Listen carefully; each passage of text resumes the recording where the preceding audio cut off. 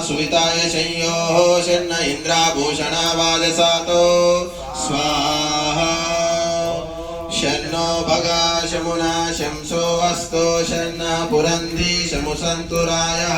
शन्न सत्यस्य स्वयमस्य शंसः शन्नो अर्यमा पुरुजातो अस्तु स्वाहा ओम शन्नो धाता शमुधर्तानो अस्तु शन्न भुरुचि भवतु स्वधाभिः शं रोदसी बृहति शन्नो अद्रि शन्नो देवानां स्ववानि सन्तु स्वाहा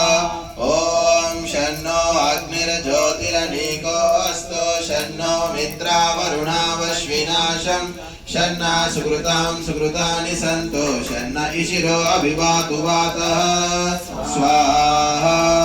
ओम शन्नो द्यावा पृथिवी पूर्वभूतौ शमन्तरिक्षं दृशयेनो अस्तु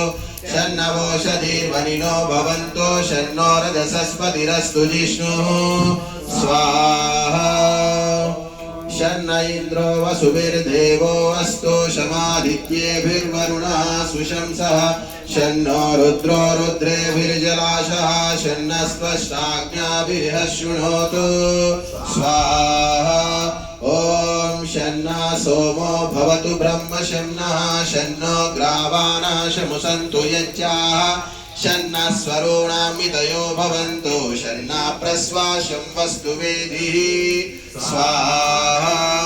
ओम शन्ना सूर्यगुरुचक्षावुदेतो शन्ना शतस्रा प्रदिशो भवन्तु शन्ना पर्वता ध्रुवयो भवन्तु शन्ना सिन्धवा शमुसन्त्वापः स्वाहा शन्नो अदितिर्भवतु व्रतेभिः शन्नो भवन्तु मरुता स्वर्गाः शन्नो विष्णो शमुपूषानो अस्तु शन्नो पवित्रं शं वस्तु वायुः स्वाहा